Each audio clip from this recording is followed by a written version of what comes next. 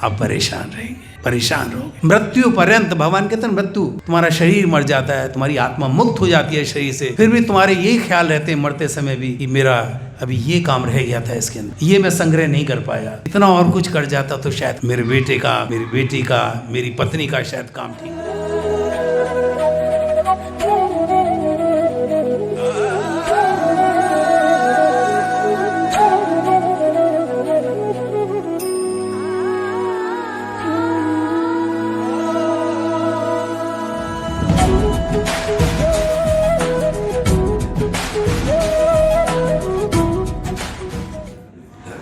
तो भय की महिमा है, तो हम सब भयभीत हैं। हमारे जीवन में ये भय इस तरह का है, छाया हुआ है। हर परिस्थिति से हम डर जाते हैं, परेशान रहते हैं, कह नहीं पाते, रात में चिंता में सोते हैं। इस भय से हमें मुक्त होना है, और भय से तभी मुक्त होना है जब हम धर्म के तत्व को समझ जाएं। भगवान ने कहा धर्मम तु साक्षात भगवत प्रणीतम। धर्म क्या है? भगवान की जो वाणी है वही धर्म है। ठाकुर जी कहते हैं जो मैं कह रहा हूं अर्जुन, बस वही है धर्म, बाकी और सब अधर्म है, कुछ नहीं, सब बोगस है, झूठ है। तुम्हारे जो बनाए हुए धर्म है, ये हिंदू मुस्लिम ईसाई धर्म, बोले इनका कोई वजूद नहीं है, सब बेकार, ये तुमने अपने लिए बनाए, अपने स्वार्थ के लिए, अपनी मर्जी, अपनी सुविधा के लिए। धर्मम तु साक्षात भगवत प्रणीत। धर्म तो वो है जो भगवान कहते हैं। इसलिए भगवान ने गीता में लास्ट में कहा है सर्वधर्मान परित्यज्य मामेकम शरणं व्रज अहम त्वाम सर्व पापेभ्यो मोक्षयिष्यामि मा शुचः। सर्वधर्मान परित्यज्य, अर्जुन सारे धर्मों को त्याग कर, जिनमें तुम आज तक भटक रहे थे, परेशान थे, माम एकम शरणं व्रज, एकमात्र मेरी शरण में आ जाओ। मेरी शरण में आ जाओगे तो भगवान गारंटी दे रहे हैं, अहम त्वाम सर्व पापेभ्यो मोक्षयिष्यामि मा शुचः। शोक मत करो, परेशान मत, चिंता करने की बात नहीं है। मैं तुम्हारे समस्त पापों को, जितने भी तुमने किए, सर्व पापेभ्यो, भगवान एक पाप की बात नहीं कर रहे, यानी पिछले अनंत जन्मों में जो हमने पाप किए हैं वो सब समाप्त हो जाएंगे अगर धर्म की, शाश्वत धर्म की शरण में आ जाओगे। अर्थात जो भगवान की शरणागति ले लेंगे, उनके सारे पाप नष्ट हो जाएंगे। भगवान के पास तब तक नहीं जा सकते तब तक जब तक हमारे पाप नष्ट ना हो। पापी मनुष्य भगवान के सम्मुख नहीं हो सकते। भगवान रामचरितमानस में भी एक जगह उन्होंने कहा है, सन्मुख होए जीव मोहे जब ही जन्म कोट अघनाशहि तभी।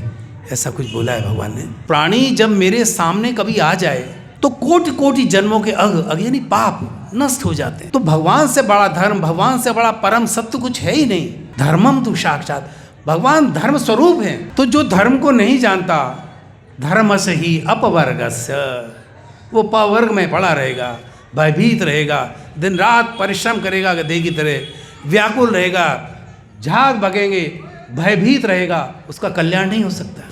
वो धर्म को नहीं पा पाए। प फ ब भ म, लास्ट में क्या आता है? म से मन, लेकिन लास्ट भगवान की वर्णमाला में माँ का मतलब है मृत्यु।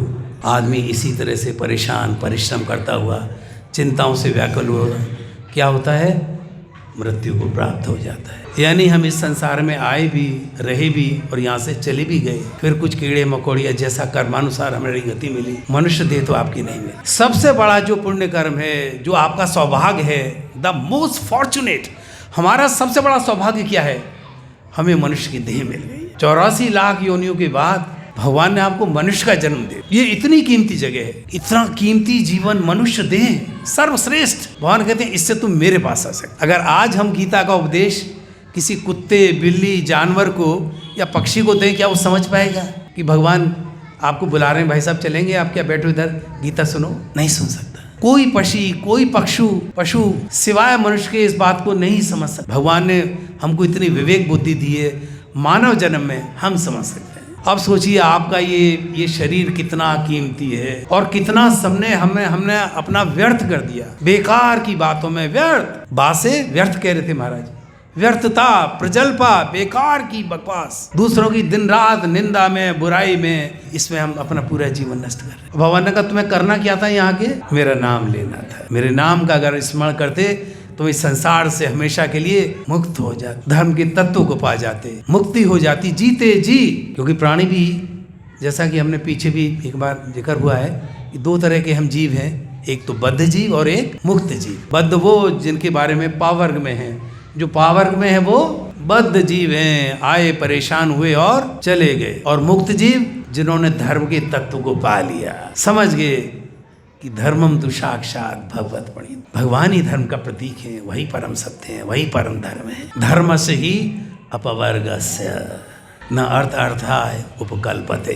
अर्थ जो है धन के लिए जो हम दिन भाग दौड़ भाग कर रहे हैं, गधे की तरह जो लगे हुए हैं, जानवरों की तरह धन की प्राप्ति में, धन धन धन। हाँ, धन जरूरी है जीवन के लिए, धन जरूरी है, आवश्यक है। भगवान कहता है ऐसा नहीं है, लेकिन वो कैसा धन है जो आवश्यकता से अधिक है, वो आपकी चिंताओं का कारण होता है। जितना ज़्यादा कमाते हो उतना ही परेशान हो जाते हो।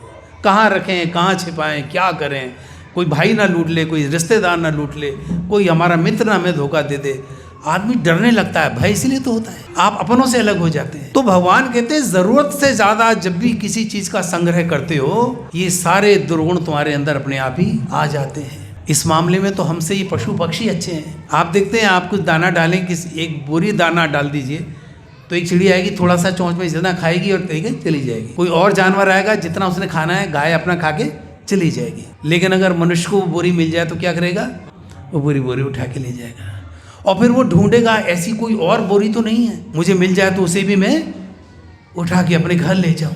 ये है हमारी बुद्धि, विवेक बुद्धि। इस बुद्धि को हमें कहाँ लगाना चाहिए तो हम कहाँ लगा रहे हैं। संग्रह वृत्ति। तो भगवान कह रहे हैं कि इस अज्ञानता से जब तक बाहर नहीं आओगे आप परेशान रहेंगे, परेशान रहोगे मृत्यु पर्यंत। भगवान कहते हैं मृत्यु, तुम्हारा शरीर मर जाता है, तुम्हारी आत्मा मुक्त हो जाती है शरीर से, फिर भी तुम्हारे यही ख्याल रहते हैं मरते समय भी कि मेरा अभी ये काम रह गया था इसके अंदर, ये मैं संग्रह नहीं कर पाया, इतना और कुछ कर जाता तो शायद काम ठीक हो जाता, मेरे बेटे का, मेरी बेटी का, मेरी पत्नी का शायद काम ठीक हो जाता। उन्हें भगवान पर भरोसा ही नहीं है। और जिन्हें भगवान पर भरोसा नहीं है, अर्थात उन्हें धर्म पर भरोसा नहीं है, वो अधर्मी है। हम कितना ही पाखंड करें, अगर सच्चे मन से हमने भगवान को माना ही नहीं, अगर माना ही नहीं तो इसका मतलब है हमने उनको जाना ही नहीं, और जाना ही नहीं तो अज्ञानता में हम जो कुछ कर रहे हैं वो सब अधर्म ही है। अर्थ के नाम पे, धन के नाम पे हम पागलों की तरह सिर भागते रहे और हमारे हाथ कुछ नहीं लगता, ना आज तक किसी के लगा है न लगेगा। हरे कृष्णा कृष्णा कृष्णा हरे राम राम राम हरे हरे। बस भगवान के नाम का स्मरण करें। भगवान ने कहा तुम मेरा नाम लो, अपने घर लौटो। कहाँ फंसे हुए हो? अरे ये तो पाप का घर है, दुखालयम शाश्वतम। मैंने तुम्हें नहीं निकाला अपने घर से, तुम अपना घर छोड़ के आए बेटा। मैं तो कब से बाहें फैलाए खड़ा हूँ, भगवान तो देख रहे हैं। कभी तो प्राणी मुड़े मुझे देखने के लिए। हर बाप उसका बेटा घर छोड़ के चला जाए कितना परेशान होता है।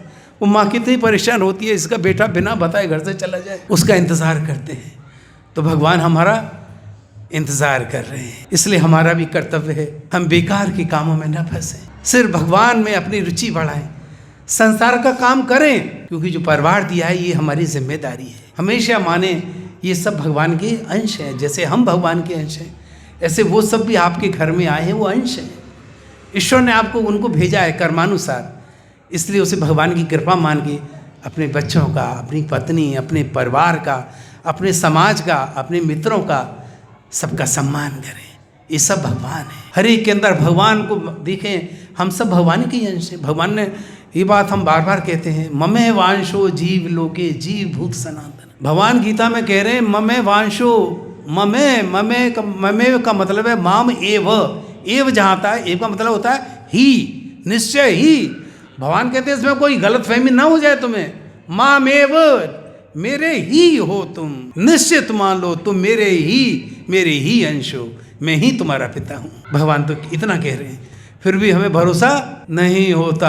हम यहीं इसमें फंसे हुए हैं। हमारे करोड़ों माँ बाप बदल गए, लेकिन हमने कभी अपने असली माँ पिता की तरफ ध्यान दिया ही नहीं। हम इन्हीं पाप कर्मों में, इन्हीं गलतियों में लगे रहे। तो भगवान कहते हैं मैं ही तुम्हारा पिता हूँ और मैं परेशान हूँ, आओ तुम मेरी तरफ। भगवान हमारी प्रतीक्षा कर रहे हैं, उन्हें हमारा इंतज़ार है। और जाने के लिए भगवान ने कहा है सही ट्रेन की सही टिकट बुक कराओ मेरे नाम की, अपने घर पहुँचो। भटक के दूर हम बहुत आ गए हैं, ये हमें काम करना है। मामेव ये प्रपद्यन्ते माया में ताम तरंती थे। ये माया जगत है और माया से कैसे तर सकते हैं? भगवान कहते हैं मेरा नाम लेके। गीता में भगवान हमको स्पष्ट कह रहे हैं इस संसार से मुक्ति का एक ही साधन है, सिर्फ मेरा नाम लो तो प्रेम से। मामेव ये प्रपद्यन्ते, जो मेरा नाम लेते हैं, माया में ताम तरंती थे, फिर आपको ये संसार बांध नहीं पाएगा। भगवान कहते हैं तुम मेरा नाम लेना शुरू करो, कोई भी नाम लो, जो भी आपको अच्छा लगता है, सब भगवान के ही ये रूप हैं। बाद में लास्ट में हमें वहीं पहुंचना है। कहाँ पे? हरे कृष्णा पे ही वहीं पहुंचा है। देवान देव यो यो जानती, जो देवताओं को भजते हैं भगवान ने कहा वो देवताओं को जाते हैं, जो पितरों को भजते हैं वो पितरों को जाते हैं। जानती मद्दा जुनोपी माम, और जो मुझे भजते हैं वो मेरे पास आते हैं, क्योंकि जो देवता हैं वो भी भगवान के ही अधिकारी हैं। ये आप अच्छी तरह से समझ लें। जल का है देवता, गर्मी का देवता है, सूर्य है, चंद्र हैं, इंद्र हैं, वरुण हैं, 33 करोड़ देवता भगवान के अधिकारी हैं, जो उनके कहे अनुसार इस सृष्टि को चला रहे हैं। इन देवताओं का सबका सम्मान करना है, क्योंकि वो अधिकारी हैं। लेकिन ये जरूर जानना है कि हमारा असली पिता कौन है। हमारी जो आसक्ति है किस में हो? भगवान में हो। मई आसक्त मना पार्थ योगम युजन मदाश्रय, भगवान ने कहा है गीता में, मई आसक्त मना। हे पार्थ, अपना मन मुझ में आसक्ति, उस मेरे में आसक्ति करो। हमारी आसक्ति संसार में है। भगवान कहते हैं उस आसक्ति से हटके उस आसक्ति को मुझ में लगाओ, क्योंकि मन एक ही जगह चलता है, या तो संसार में या संसार को बनाने वाले में। तो वो बड़े भाग्यशाली हैं जिनका मन भगवान की तरफ चलता है। और अधिकांश तो हम इसी संसार में, इसी में फंसे रहते हैं। तो संसार को निभाओ, अच्छे से पूरा काम करो, लेकिन मन कहाँ रहे? भगवान में रहे। जैसे माँ दूध चलाती है ना कहीं, लेकिन उसका ध्यान कहाँ रहता है? दूध की तरफ चूल्हे पे जो रखा हुआ है उबल रहा है, कि वो उबल ना जाए, या उस आग के पास मेरा बच्चा न चला जाए। तो अपना मन भगवान में रखें और संसार के कामों को निर्लिप्त भाव से, अनासक्त भाव से, यही निष्काम योग है, यही अनासक्त योग है। इस संसार में रह के कमल की तरह खेलो। भगवान क्या कहते हैं? कमल की तरह। अरविंद पंकज, भगवान का एक नाम क्या है? पंकज। पंख किसे कहते हैं? कीचड़ को। और ज कहते हैं जन्म को।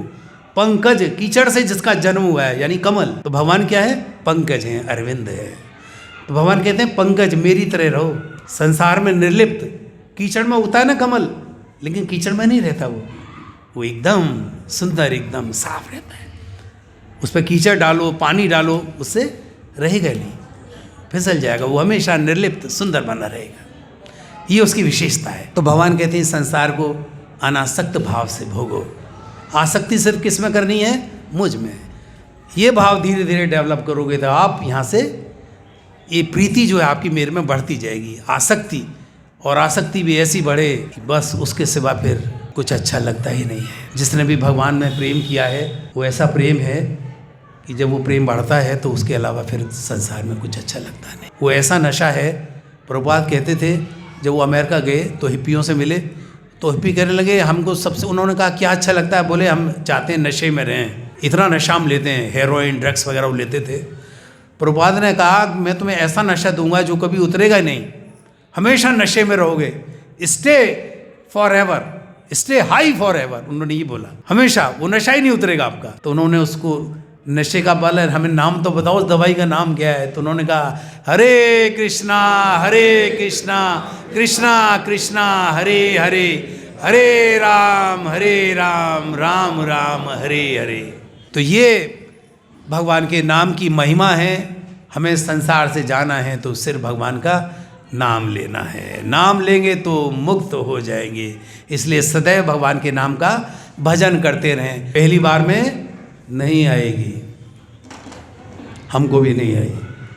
अच्छे जहाँ भजन हो रहा है, जहाँ हरे नाम संकीर्तन है, वहाँ पर हमारे गुरुदेव की वाणी काम करती है। उन्होंने इसका भाष्य लिखा है और इसका जो अनुवाद है, जो हम लोग समझते आ रहे हैं, इस्कॉन के जो वरिष्ठ हमारे, जैसे हमारे गुरु महाराज ने समझा है और वरिष्ठ लोगों ने, उनके साथ अब जब इसके ऊपर आप इसको समझेंगे तो जैसे ही ये समझ में आएगा आपका मन प्रफुल्लित हो जाएगा।